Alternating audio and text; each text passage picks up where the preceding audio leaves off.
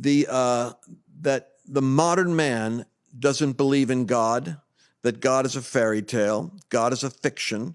You'll hear their architect, their chief consultant, Yuval Noah Harari, who says that, the whole Jesus thing is fake news, and he laughs about it. And so this Jewish Israeli atheist is called the prophet by Obama. He's heralded by Klaus Schwab, the leader of the Davos Economic Forum, as the architect that's helping guide them. Barack Obama is the one who called him the prophet. Bill Gates, and he consults with Zuckerberg, because he is like he says that technology is going to raise man from primitive superstitions in believing in religion to godlike status with the hope of eternal life through technology. And now he says that it's possible something that Stalin and dictators have longed for is now within reach. It's weird that he talks about it with a kind of joy, showing that the guy, I think he's got like a reprobate mind, possibly. He might actually be one of those dangerous characters that is like a proponent of evil and sees it as okay. I don't know. You tell me. Here's what he says. He says Stalin, if he had had the ability to go under the skin, he could have monitored who was not really affectionately obedient to him, because people would applaud. It was obscene almost. You see the applause going on when he's delivering a speech. It's going on with these straight faces, and it's going on weirdly long. And it's because the word was out that he had people watching to see who wasn't applauding and who stopped applauding, and they were killed. So when you're dealing in that kind of fear and paranoia, you applaud longer than. But what if you could actually sense who's really applauding out of the heart and who's applauding out of obligation? That's the power of biometric sensors. They can actually start to get measurements on blood pressure, on what upsets you, what agitates you in a speech, what do you like, measuring endorphin levels, dopamine levels. We're heading into the area where technology is going into the arena of being more than a mark that can control currency or maybe cryptocurrency in a vaccine. And if this sounds like the most harebrained, crazy stuff, I will tell you, that's how I categorized it. That's why you never heard me talk about this before. Until they came out of the closet and began openly celebrating, kind of like the LGBTQ movement is out of the closet and now is insisting that your children need to be proselytized and evangelized and brought into the New World Order. This guy, Harari, who happens to be gay, says that he thinks it's great if you can put sensors in people to find out early when they're children what they're attracted to, so that you could kind of support the evolution of their sexual preferences. So this is going into some very strange territory. But lest you think that I've lost my flippin' mind and that I have gone off the deep end into the conspiratorial crazy zoo, let's go ahead and listen. And you tell me what you're hearing. Harari say, the celebrated consultant and prophet to Bill Gates, Obama, Klaus Schwab, Zuckerberg, and others. Because this is what convinces people to accept, to legitimize total biometric surveillance. If we want to stop this epidemic, we need not just to monitor people, we need to monitor what's happening under their skin.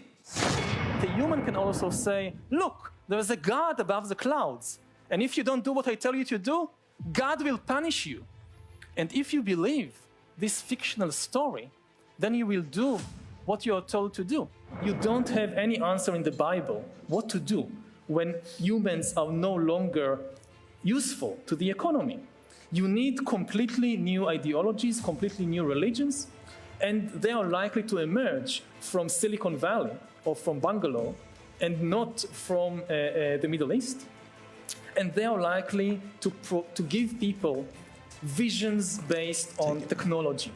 everything that the old religions promised, happiness and justice and even eternal life, but here on earth with the help of technology and not after death. We're now seeing mass surveillance systems established even in democratic countries, which previously rejected them. And we also see a change in the nature of surveillance.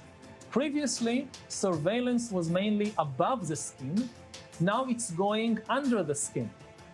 Governments want to know not just where we go or who we meet. Above all, they want to know what is happening under our skin. What's our body temperature? What's our blood pressure? What is our medical condition? This is, of course, necessary to deal with the epidemic. In times of a crisis like this, when people are afraid for their own lives, they are losing their jobs, their livelihood, many of them dream about some strong, powerful leader that knows everything and will protect us, and they are willing to let go of all the democratic checks and balances and just trust in one big leader. And that's extremely important, that's extremely dangerous. First of all, because once you have such a big leader, they will not leave once the crisis is over. We are in the midst of a second industrial revolution.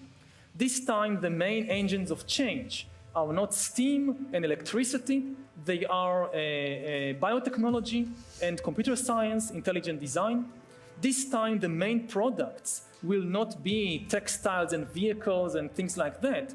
They will be bodies and brains and minds. For the first time, we'll have very effective tools to re-engineer the world inside us. It sounds Orwellian.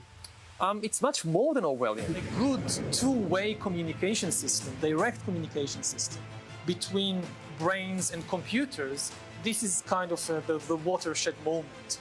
I mean, once you have a good two-way, nobody has any idea what happens after that. It also means you can connect several brains together to create an inter-brain net, because it's the same system, the same communication system. And nobody has any idea what this means for things like identity. The word intelligent design immediately brings to mind of many people the creationist idea that all life forms are designed by God. And sometimes people tell me, don't use the word intelligent design. But it is intelligent design. What we are about to see in the world, it's just not the intelligent design of the God of the Bible. It's too late to try something else. So we need to be kind of very precise how to work with the beast and not try to work against it. Okay, stop. I could go on and on. How to work with the beast, not to work against it. It's not the intelligent design of the Bible. It's the intelligent design that we create. It's not man creating gods out of mythology. It's about us being able to become gods because of our ability. It's not about the clouds of the heavens above. It's about the iCloud and the storage clouds that we are going to be able to create this new godlike creature. This isn't the ravings of some kind of a loon. This is actually the luminary of what's possible with technology for secular elites that don't believe the Bible or fear God, or even more importantly, the fundamental lesson of our forefathers was that human nature is inherently sinful, but yet made in the image of God, capable of sublime greatness with checks and balances, but needing to be checked and balanced because human nature is by its nature going to want power and control and cannot be trusted. That's the whole system of checks and balances in our government. It's designed to protect us from ourselves.